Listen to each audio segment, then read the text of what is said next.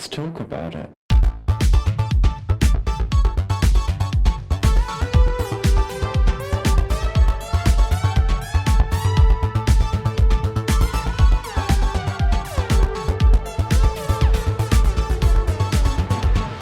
Hello and welcome to Thicc Radio, the podcast where we talk about gaining and everything in its orbit. I'm James.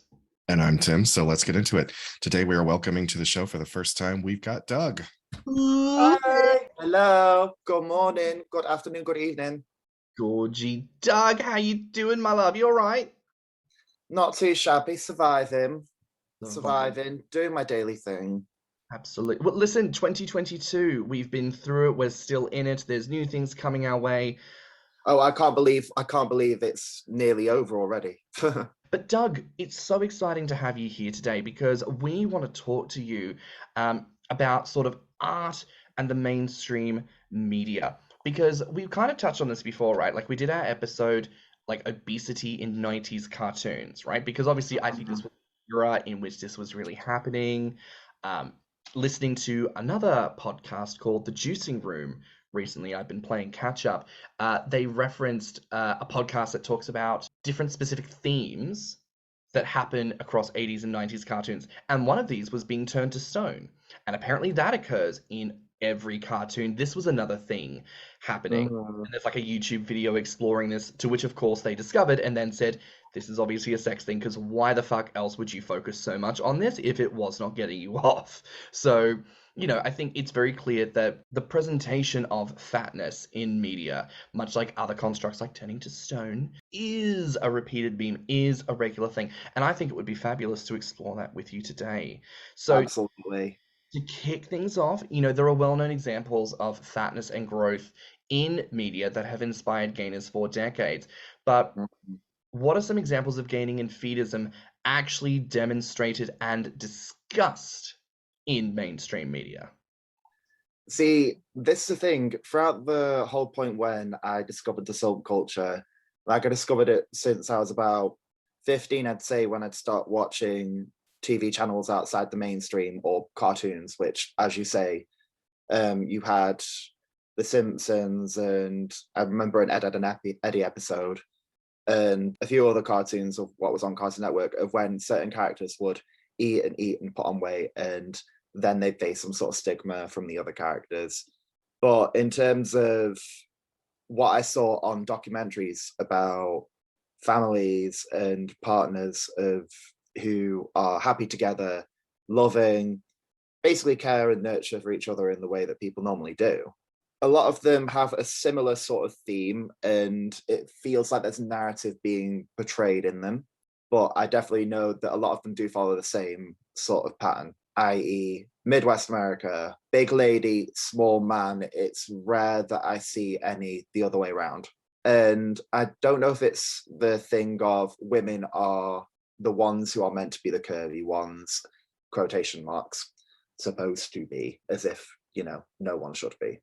And therefore, the guy who has a motive but is also very sensitive because he knows what he wants in the world is stigmatized. So he's fully aware that what he is doing is an acquired taste, but he enjoys his partner. He knows that he's attracted to a woman of a size, and she's grateful to be getting the attention and love.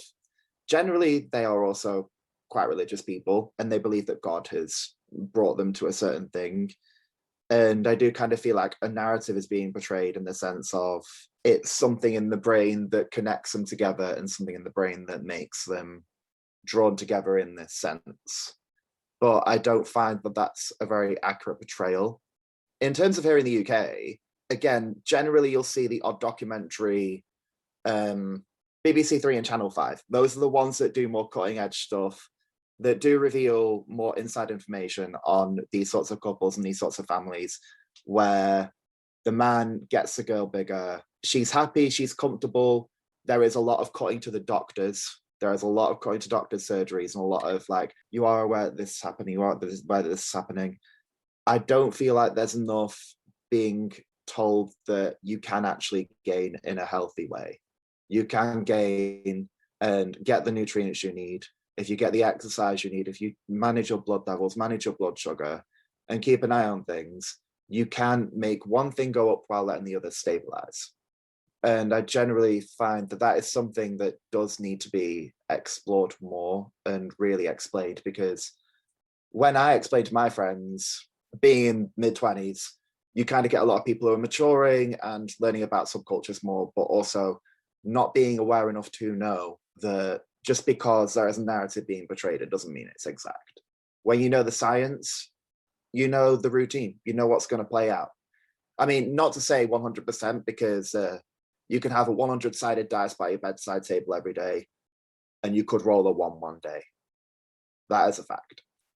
But I do find that there is a lot of people who think, oh, so you want to get bigger? Well, that's death sentence.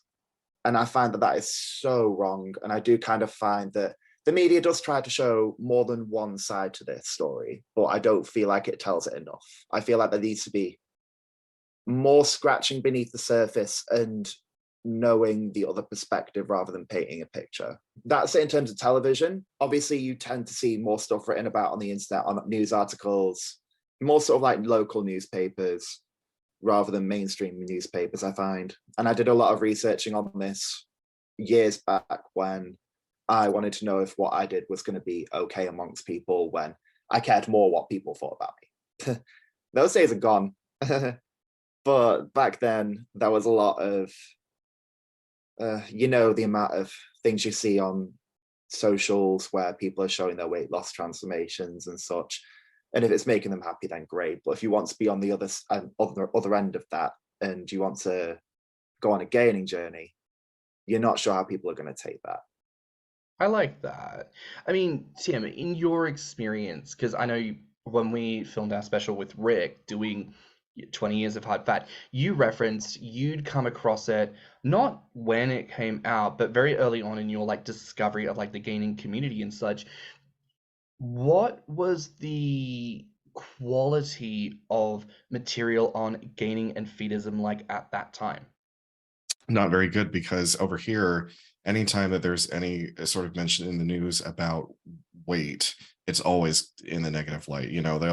They'll do some expose where they'll have, researching a particular person or multiple people, and it's always viewed through this very like condescending lens. You do see it far more often happening to women than men. I believe, honestly, aside from hard fat, the only documentary style or news report thing that I can remember that maybe cast it in a slightly more positive light was, I don't know who the encourager is by name because it's been so long since I've seen it, but I know that he was well known at the time. So it may very well have been Dan Oliverio. Went to go visit a guy who was really popular on Bigger City. I think his name was Mike something. Oh yes, And about the MTV one. yeah, okay, it was MTV. I couldn't remember. Yeah, That's that was Phoebe the only one that Encourager. sort of cast Yeah, it in a good light. Phoebe Encourager, that was Dan Oliverio. So Okay. you're absolutely right, and it's interesting. Um, I myself may or may not have recently had the opportunity to explore being a form of presentation in a documentary style conversation on gaining and feedism. If people have or haven't seen it, I leave that to you to have a look. But it is interesting having a conversation with people on the other side of the fence, people who are looking to present something. There is a sense of wanting to touch on genuine elements, but for example, in this particular thing, there's a huge focus on it being relationship driven because it's a show about relationships and how humans interact with one another. And of course, with gaining, comparative to feedism, it tends to be more of a solo act. Sometimes there's a feeder, oftentimes there's not. It's just me putting food in my mouth. And we know that. Exactly. But with what they were wanting to show, there had to be a lot of conversation about how we present the gaining narrative in a way that kind of accounts for there being other people, even if there's no one else that can be showcased in that particular situation. So it is interesting to have that conversation and how maybe that compares to existing products. But I think something you both touched on is absolutely right.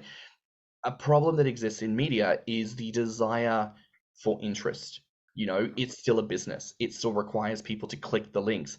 view the product, watch the video from start to finish, and they track this shit. They measure it. 74% of people watch the first minute, but only 63% watch the second minute. What happened in that second minute that people stopped caring? People want that, and it often influences what happens with future products.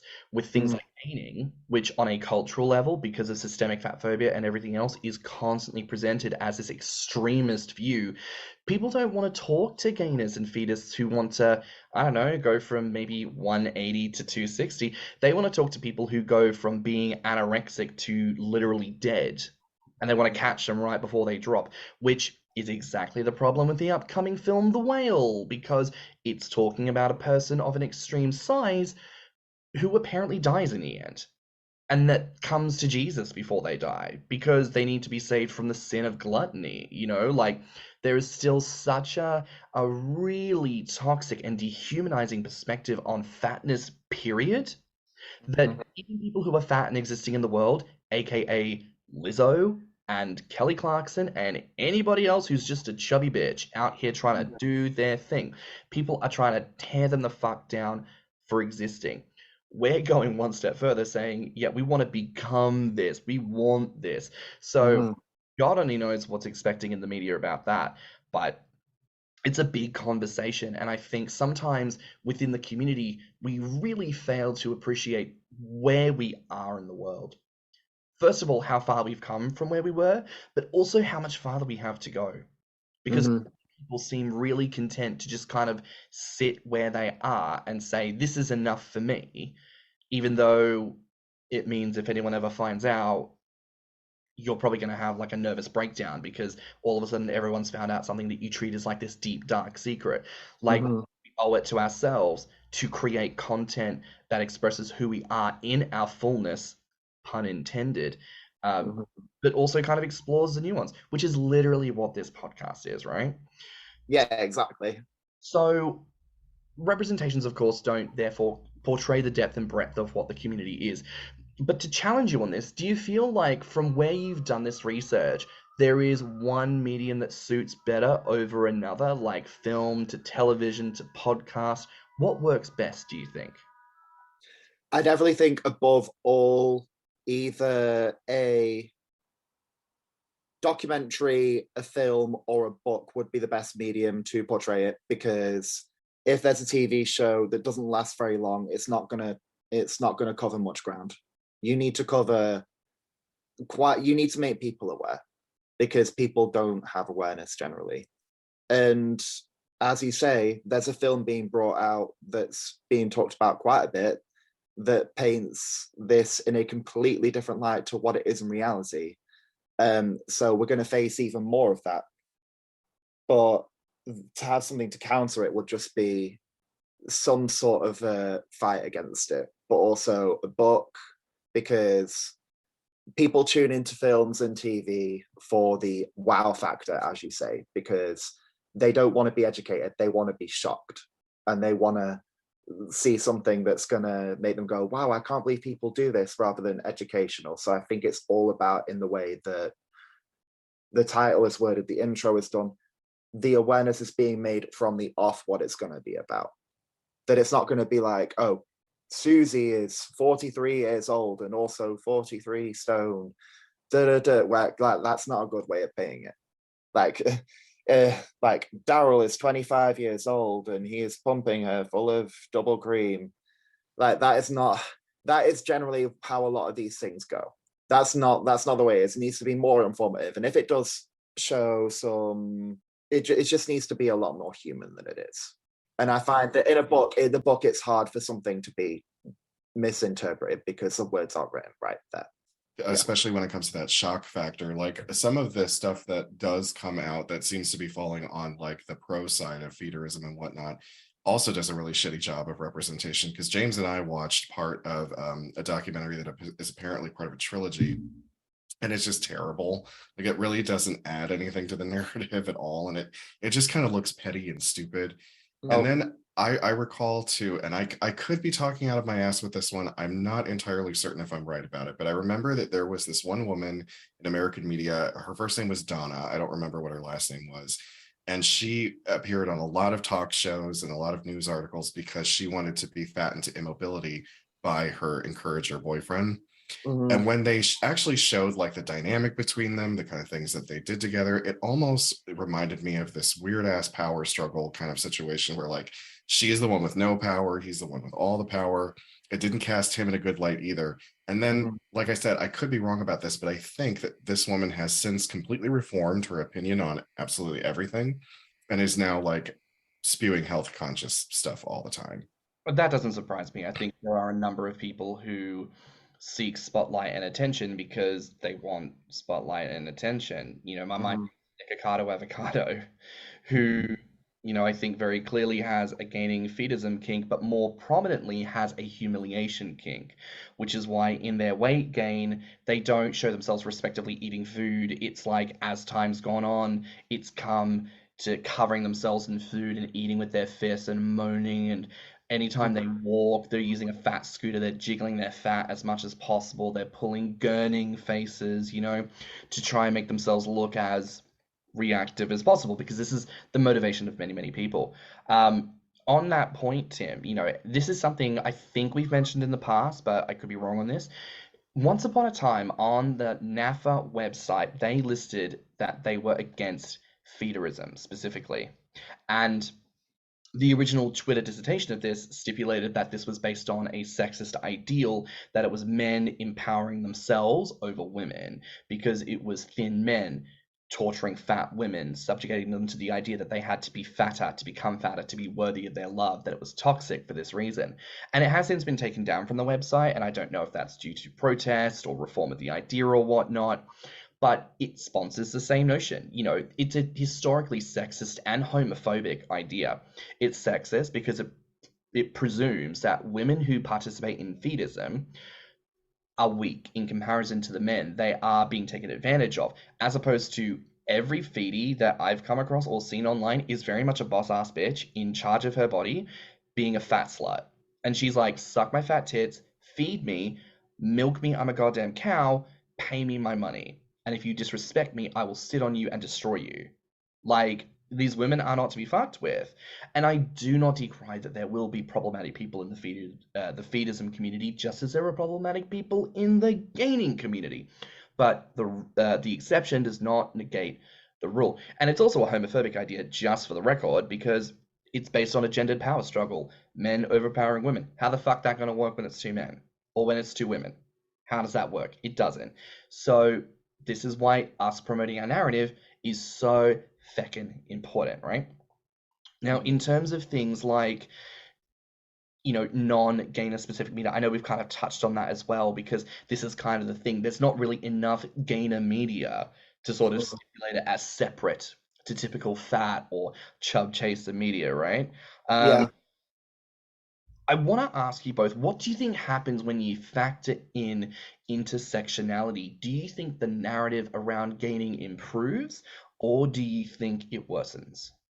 I think it depends on the crowd it's to. If it's to a general crowd, say if it went on a mainstream television channel, even if it was informative and really touched ground, you would have a lot of people, particularly from smaller communities in countries. Like, take, for example, back in my hometown, it has a very wide community, not very open-minded. I know that if a lot of people that I knew back there would watch something like that, they still would think, oh, that's a good point, but this is spoke about more. This is what the doctors say. Doctors are more, and it's just sort of like, yes, doctors tell you to be careful. Doctors tell you to get this stuff as well. But I do find that it is definitely important to bring it to only for if someone's confident enough, for example. And I think the more people who are confident with bringing it forward in the world, great.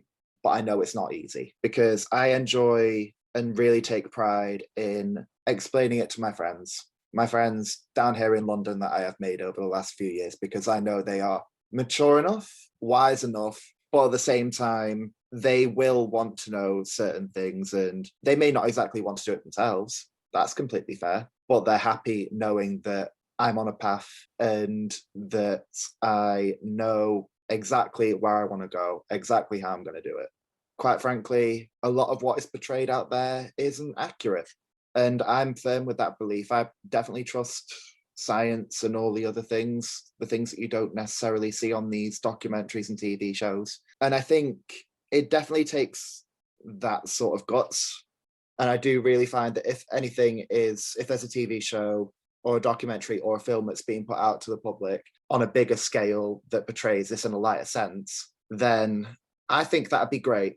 It's just the narrative has to be super clear, and I would have to trust everyone involved. I'd have to trust the presenter. I'd have to trust their background. I'd have to trust the media company's background, the sort of things that they've produced before. I can speak from experience on that one, again, referencing a piece I've recently taken part in. When the message first came through to my Instagram DMs about looking for people who would be interested in just talking, right? Or even the question, would you like to be on? Just talking, right? I Google stalked the person. And Tim, I think I spoke to you about this. I spoke to my partner about this. I actually asked several people to do independent research alongside myself to see if other people found information that I might potentially miss.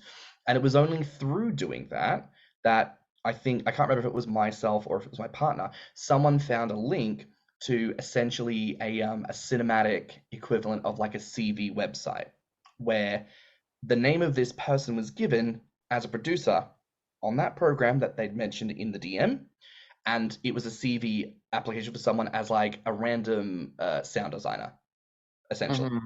And because of this, I had some verification that, okay, this seems a little bit more legit than just shits and giggles. There's names attached to this. There's a production company. I Googled that production company. I verified that it had a website. I verified that it had an address. I also did the effort to go to that site in person before meeting them.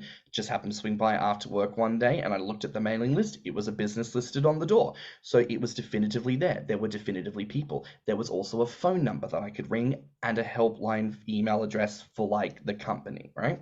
So I did research to verify first and foremostly that it was real and that it wasn't a deep fake. It wasn't a sherry pie trying to fake out people to get content. It was a real thing. Second thing I did, I spoke very kindly and calmly and addressed each point that they listed in their DM in order and spoke politely and said I would be open to meeting for a coffee to have a conversation, see where you're up to, and get a better sense of what it is you are looking to do. They were very gracious about this. They were based in London, of course, and so I met up with them. And the first thing I did when I sat down with them is I said, I want you to tell me everything you understand about gaining and feedism before I even open my mouth. And so they did. And they explained those things to me. And I said, right, I want you to tell me about your research process. What have you found thus far? And something I liked is that they acknowledged two things. One, when they looked at previous work that had been done about gaining and feedism, either in documentary format, news format, radio format, whatever format, negative across the board. And so when they started to message people, they had acknowledged that they had received a lot of extremely negative responses, as in their message was innocuous. It was nothing. It was just, would you be interested in being spoken to? And the typical response they were getting was sort of death threatish, very, very angry tone, to which, having done their research, they said, we can understand why that is. Most people will therefore likely see this message and think of an abuser. They will think of someone who will take an advantage. And I then stepped in and said, yes, I absolutely will. Which is why this meeting today, I'm going to grill you both on your intentions and your understanding. I have questions I need to have answered before I tell anyone else about this project, because I want to know what's up. And I'd grilled them on this. The series that it's going to be a part of, they'd done a first season already. I'd watched each of the episodes that had come out. I had things that I liked. I had things that I didn't like. I wrote questions. I referenced scenes and I referenced people. And I said, this is something I observed on the episode. I want to know about this. What was the thought process that led to this moment? What was the discussion? What happened afterwards? What care was put in place for the person who participated? And grilled them about this. I was quite impressed. They parried. They had answers for me. And they said those were very good questions. And then they gave me in-depth answers. There were things I didn't approve of in the first season, where when they explained the logic to me that they had decided on for the series, I listened to and I thought, while it's not for me, I can appreciate and see the logic in that. So they were able to give me good, firm answers. We then had an open conversation about the very concept of gaining and feedism. And I asked them, don't even talk about like what you think you want to talk about for the show, just me. You're learning about it, ask me, like, what's the big question on your mind?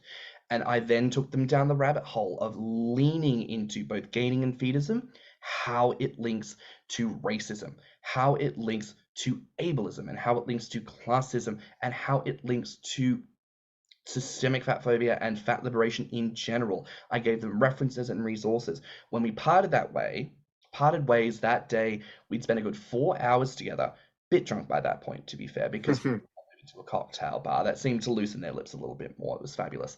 But I ended up sending them a massive list of books I've read, of podcasts that I would suggest that they listen to, fat liberation activists to start following and look at the things that people are saying. And they were very grateful for those resources. And apparently doing background research helped them to reframe how they shot and edited one of the scenes in the episode. And all of this came before I agreed to be filmed. So I say all of this. We'll see how the episode turns out, because it could, of course, still end up being something that I don't want it to be. I do very much like how you laid it all out for them, and you basically you gave them you wanted to know every single atom on the index. Yeah. And every sort of bolt and nut that's going to be a part of this. And that is what is important, because there could have been something that could easily have been missed, and then a misportrayal could have been a misportrayal. But that way they've got nothing to hide. 100%. For me, it was leaving nothing to chance. And as I explained to them, even throughout this process, I have my concerns. I have my fears. I have my nerves. And there have been certain reframings or rephrasings of things where I said to them on set, I don't want to do that, because I don't trust that the way that could be put together is going to look authentic or going to look truthful to the situation. Therefore, that's from me. It seemed like in that moment, they really wanted to show something to the crowd. And in my mind, I kind of think, is it for the wow factor thing? Is it back on the wow factor road? But also, one more thing that I want to point out is with a lot of things that are shown on mainstream TV channels in this country, there is one television show which is essentially, it's a fun show. I do enjoy watching it. It's a TV show where a few couples or a few families across the country who are selected are shown watching things on TV. And a lot of them are crazy or fun or sad moments from particular TV shows just to show reactions. Yeah. A lot of the time it's great, but a lot of the time it is so inaccurate. In a way, that show kind of makes you think, this is the general reaction and this is what I think. And with a lot of people in the public, you get a lot of them going, oh yes, they said it, so I agree. I could literally name names if I wanted to. I watched the show that much. That's sort of one of the things where you're like, if you were shown on that program, would it be the moments where you're talking about true facts and knowledge as to why gaining and feederism is perfectly legible, perfectly fine, perfectly understood, and both parties are aware and happy and not bother anybody? Or will they show the bit where, I don't know, there's an intense feeding session going on and not really explaining much else? You're absolutely right. And I think this is part of that conversation point. When you have the opportunity to participate in something, or everything I said before, I would expect everyone to do. Because if you're going to participate and show your ass on stage in front of everyone, show it in the best possible way. There is no 100% guarantee for things. For example, and I've spoken about the process of the podcast before, when we have a guest on this show, and Doug, you know this because we literally did this, we write a brief, we email it to you, we check with you to make sure that you are happy with every single thing we are asking you about. And before we make sure you know what's going on. After we end this recording today, we'll have some aftercare off camera to make sure that you are okay with what we've done, because you deserve the right to know. You've made yourself vulnerable, you've shared your name, you've shared your story, your experiences, your knowledge, your truth. You deserve to know that what gets posted on the internet for everyone to hear when they listen to your voice is true to you. put that out there to anyone listening who has considered reaching out to us about being a potential guest on the show who has fears, concerns. Please know that we want to do everything in our power to care for you and have it so that you are kept safe and protected, you know? But when it comes to those external parties, you can never 100% know. It'll be Mhm. interesting to see what happens when the final product is released, what it looks like, how much they keep, how much they scrap, because I gave them everything, and you'll know me. I will give them everything. It'll be interesting to see what they do with that. But that's what we got to do. We have Mhm. to put them in a position where they cannot misuse us, misrepresent us. The only way they could misrepresent me is if I start spouting shit on air. And so long as I know my shit, I know my words, I know my truth, and I speak from that heart and place, there's nothing they can use that's going to truly be inaccurate or inauthentic. They might put a soundbite over the top, they might put a tuba or a fucking Benny Hill track, I don't know, Mhm. but we shall see. But Doug, I want to ask you here, just to kind of wrap things up. What do you want out of a piece of gaining media? And I'm not necessarily talking about behind the scenes, though you can talk about that. I'm Mhm. saying if you were to sit down, watch something, read something, listen to something, and it's specifically about gaining, Mhm. what do you want the most out of that? What I absolutely want the most to see is something. See, I've got two options in my mind at the moment. One is definitely one that says it loud and clear that just because you're getting bigger does not mean you are 100% getting unhealthier, bearing in mind you are taking into account your blood sugar levels, your cholesterol, your vitamins you're getting in, the exercise you're getting at the same time, yada yada. I feel like that really needs to be emphasized, and I feel like that needs to be said in bold red caps.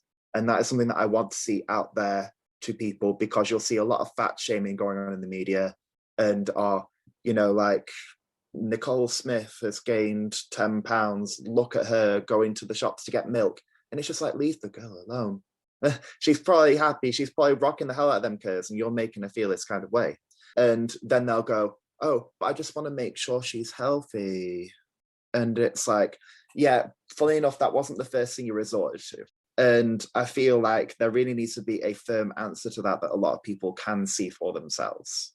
The other thing I would like to see is something that I would have liked to seen when I was reaching the years where I was going to be free in the world. So when I was 18, the only real resource that I had into getting into the gay world was Tumblr. And that is sort of where I learned a bit more about the gay community, more so about gays, bears, chubs, etc. And that was when I started making connections, and just sort of was gazing into it. But I don't feel like there was enough assurance that you are going to, I don't feel like there's enough assurance to say you are going to be comfortable in the world. Just be damn true to what you want.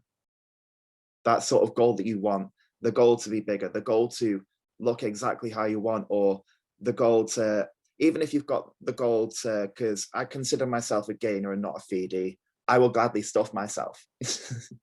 my partner will gladly stuff himself too. He's a maintainer, but he knows that if he's got stuff left over, I'll take it from his box. That's the amount of feeding that goes on. But I do find that there needs to be assurance to the younger gainers who are like 18 to 21 that the world may seem scary, but it's just because a majority of the people who shout the loudest are horrible. And they don't know. They don't know the facts. They don't know the truth. They just know what is being mostly portrayed.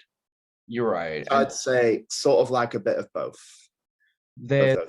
something I want to say here. I posted this to my Instagram a little while ago.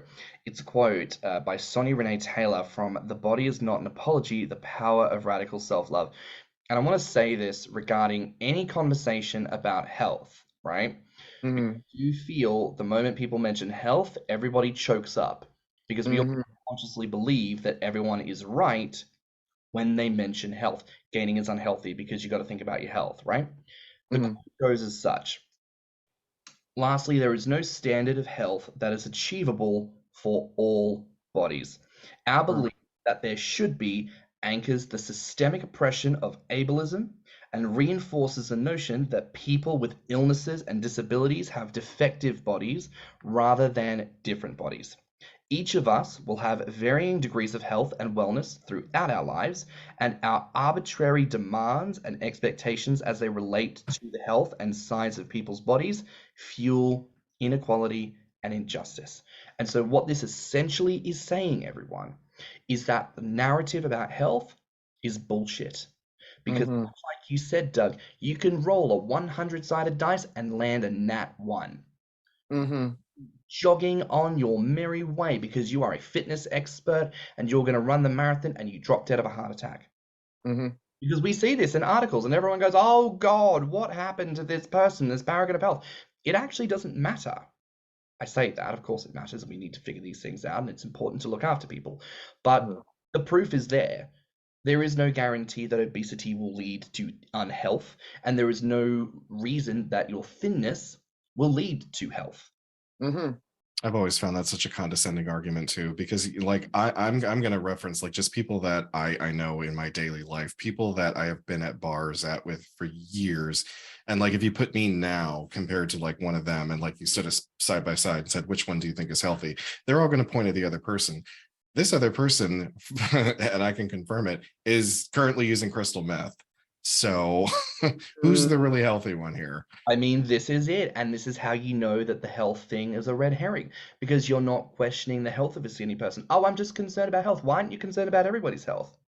Because Exactly. your presumption is based on what you visualize. Your presumption is based on what you see. So therefore, it is about the visualization of fat, the appearance of fat, not to do with mass on the body, which is muscle. Because, fun fact, pretty much every health outlier where they say, oh, obesity related illness, a lot of it has to do with mass on the body, having quote unquote excess mass. Muscle weighs more than fat, bitch. So people with muscle have sleep apnea. People with high muscle content have the same kind of like pressure on their organs or extra weight on their bones. And people who are like, say, those mass bodybuilders that you're talking about, depending on their height, they're considered obese medically. They will have a medical diagnosis of obesity on their chart because they're like 5'6" and they weigh 250 pounds of pure muscle, but that doesn't matter because the BMI doesn't take any of that into consideration. It says if you're this height and this weight, you're this level of obese, then you're this level of obese. It's bullshit. 100%. So we're going to circle back to this on another episode around health, and I want us to have more of this. I want us to do an episode where when fuckers come at you with fucking bullshit about, oh, this is why I don't like gaining, or this is why I don't like fat people. I want us to like have an episode where we talk about arguments, where we help you get ready for that debate, because fuck, we need to start asserting ourselves. We need to start standing up for ourselves. I get it. It's easy to sit down and go, well, I'm just dirty bulking, or oh God, I guess the COVID pandemic really hit the old waistline. Like, I get it. It's easy. But also, nothing is ever going to get better if we don't actually help shit get better. That we are, whether you want to acknowledge it or not, part of the fat liberation movement.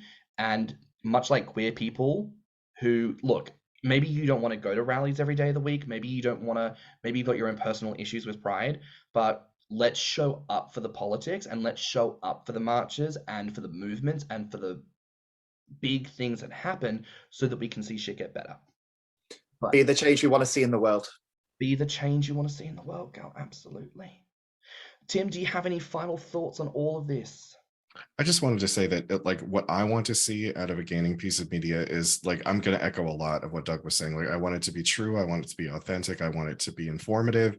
And I don't want it to be made into a spectacle. I don't want another, let's parade the freaks out and everyone point and laugh. Like, I'm so tired of that because I've just seen a glut of that stuff whenever it comes to an expose, a news feature, a documentary. It's all let's parade the freaks out and everyone can laugh at them.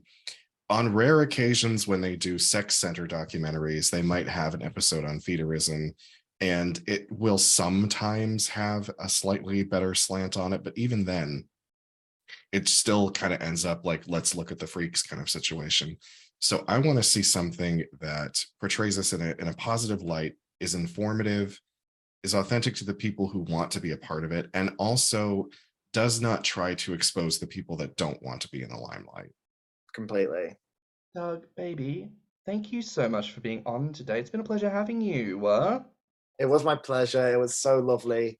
Thank you for having me. And yes, I absolutely, as we said, I want to see more change going in the world, and I want people who are in the same situation that I was in a few years ago, because there's not a lot of positive representation, to just know if there is any doubts or if there is anything that makes you sort of feel like, oh, this isn't the path I should be taking after all, maybe I should reconsider. No. You're just not around the right people. You're just not hearing the right things out there. You're not hearing the truth. Follow it. And speaking of following, where can people find you online? So my Instagram handle is at stilldjd. Absolutely give me a follow, give me a chat if you want to grill me. And also, yeah, if you want some funny stories, if you want some funny posts on my stories, I'm hilarious, I swear. Well, that's a wrap for now here on Thicc Radio. Please remember to like and subscribe, rate us 5 stars, and leave us a good review. If you liked this episode, the podcast, or just us in general, share it with your friends and encourage them to tune in. You can find me on Instagram and beefyfrat at stannnum. And you can find me on Instagram, Twitter, YouTube, TikTok, and beefyfrat at thiccmouse. You can also look us up on TikTok at Thicc Radio, or at our website at www.podpage.com/Thicc Radio. And if you want to submit any questions or ideas for episodes, you can reach us at thethiccradio@gmail.com. So until next time, bye, Fats. Bye, Fats. Bye, Fats. Let's talk about it.